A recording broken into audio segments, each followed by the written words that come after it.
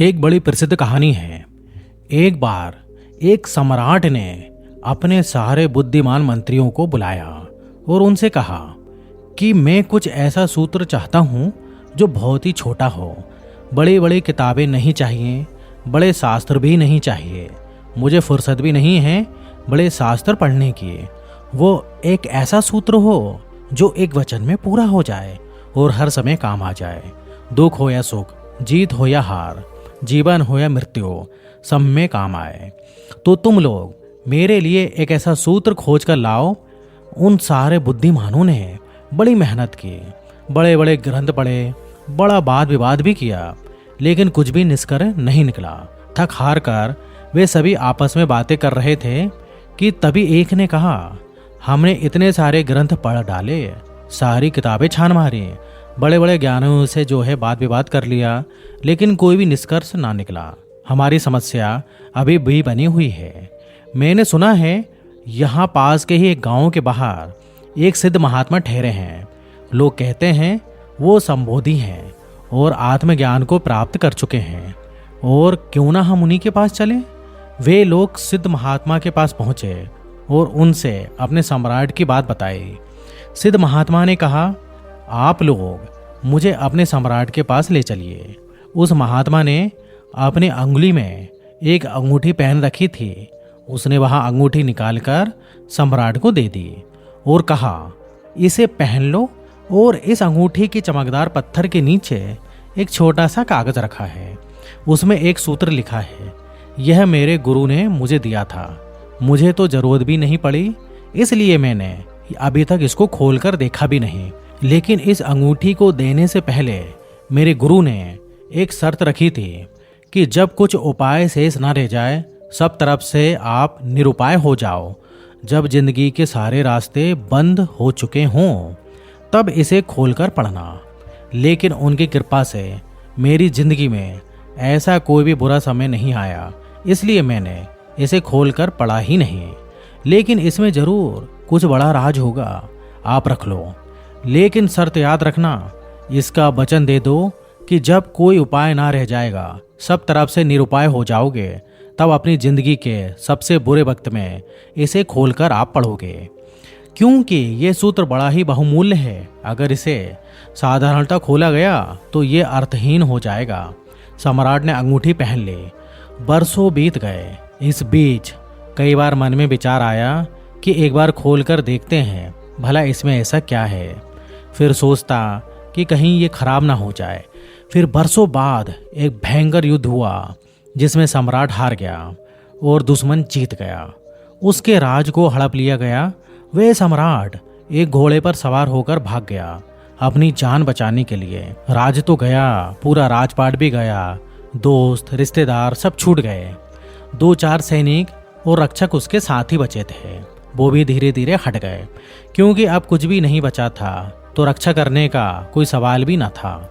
दुश्मन सैनिक सम्राट का पीछा कर रहे थे तो सम्राट एक पहाड़ी घाटी से होकर भागा जा रहा था। उसके पीछे घोड़ों की आवाजें सुनाई दे रही थी। अब प्राण जो है संकट में थे। अचानक उसने पाया कि रास्ता भी समाप्त हो गया है। सामने एक बहुत ही भयंकर और बहुत ही गहरी खाई थी। वह लौट भी नहीं सकता था क्योंकि दुश्मन के सैनिक उसका पीछा कर रहे थे। एक पल के लिए सम्राट स्तंभ खड़ा रह गया कि अब क्या करें। अब एकदम से अचानक याद आया तो निकाली अंगूठी, हटाया पत्थर और निकाला कागज। अब उसमें एक छोटा सा वचन लिखा हुआ था, यह भी बीत जाएगा। सूत्र पढ़ते ही सम्राट के चेहरे पर मुस्कुराहट आ गई। उसके पढ़ते ही दिमाग में ख्याल आया, सब तो बीत गया, मैं सम्राट न रहा, मेरा साम्राज्य गया, सुख बीत गया। जब सुख बीत गया तो दुख भी हमेशा नहीं रहेगा, यह भी बीत जाएगा। ये पढ़ते ही सम्राट का दिमाग एकदम से शांत हो गया। जो शरीर अब तक डर के मारे कांप रहा था वो एकदम स्थिर हो गया। उसने सोचा, शायद सूत्र ठीक ही कहता है, अब करने को कुछ भी नहीं है। लेकिन सूत्र ने उसके भीतर मानो कोई सोया हुआ तार छेड़ दिया हो, कोई साज छेड़ दिया हो, ये भी बीत जाएगा। ऐसा बोध होते ही जैसे डर का स्वप्न ही टूट गया हो। अब वह जो है बेचैन नहीं था, घबराया हुआ नहीं था। वह शांति से उसी स्थान पर बैठ गया। संयोग की बात थी कि थोड़ी देर तक तो घोड़े के पैरों के टापे सुनाई देती रही, फिर टापे बंद हो गए। शायद सैनिक किसी दूसरे रास्ते पर मुड़ गए। घना जंगल और बीहड़ पहाड़, उन्हें पता नहीं चला कि सम्राट किस तरफ गए हैं। धीरे धीरे घोड़ों के टाप दूर हो गए। सम्राट ने अंगूठी वापस पहन ली। कुछ दिनों बाद दोबारा उसने अपने मित्रों और बचे हुए सैनिकों को वापस इकट्ठा कर लिया। फिर उसने वापस अपने दुश्मन पर हमला किया। पुनः उसने जीत हासिल की।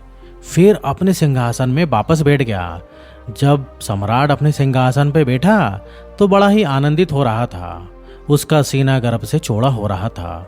उसका मन चिल्ला चिल्लाकर अपनी प्रजा से कहना चाह रहा था कि देखो, मैं वही महान सम्राट हूँ जिसने अपना खोया हुआ सम्मान, खोया हुआ साम्राज्य वापस जीत लिया है। मैं एक विजेता हूँ। गर्व और घमंड से उसका सिर जो है ऊंचा हुआ जा रहा था कि तभी वो चमकदार पत्थर की रोशनी उसके आंखों पर पड़े। उसे उस अंगूठी की याद आई। उसने अंगूठी खोली, कागज को पढ़ा, फिर मुस्कुराया। सारा आनंद, विजय का उल्लास, जीत का घमंड सब गायब हो गया। वह एकदम शांत हो गया। उसके वजीरों ने पूछा, आप बड़े प्रसन्न थे, अब एकदम से शांत क्यों हो गए? क्या हुआ? सम्राट ने कहा, क्योंकि ये वक्त भी गुजर जाएगा। जब सब बीत जाएगा तो इस संसार में ना तो दुखी होने को कुछ है और ना ही खुश होने को। आज जो भी अच्छा या बुरा तुम्हारे पास है वो सब बीत जाएगा। अगर ये सूत्र हमारे समझ में आ गया तो हम देखेंगे कि सारे सुख और दुख से हमारी पकड़ ढीली होने लगेगी। हम धीरे धीरे अपने आप को वो सब चीज़ों से दूर पाने लगेंगे जो चीज़ें एक दिन चली जाएंगी। क्या अकड़ना, कैसा गर्व, किस बात के लिए इठलाना, सब बीत जाएगा। ये जवानी बीत जाएगी। ये 2 दिन की इटलाहट, ये 2 दिन की तितलियों जैसे पंख सब बीत जाएंगे। ये 2 दिन की चहल पहल है, फिर गहरा सन्नाटा, फिर मरघट की शांति। तो मित्रों, वीडियो इधर ही खत्म होता है। तो उम्मीद करता हूँ कि आपको कहानी से कुछ ना कुछ सीख मिली होगी। तो वीडियो अच्छा लगे तो आप वीडियो को लाइक कर सकते हैं, कमेंट भी कर सकते हैं और हमारी चैनल को सब्सक्राइब भी कर सकते हैं। तो फिर मिलेंगे नेक्स्ट वीडियो में। जब तक आप अपना ख्याल रखिए। धन्यवाद।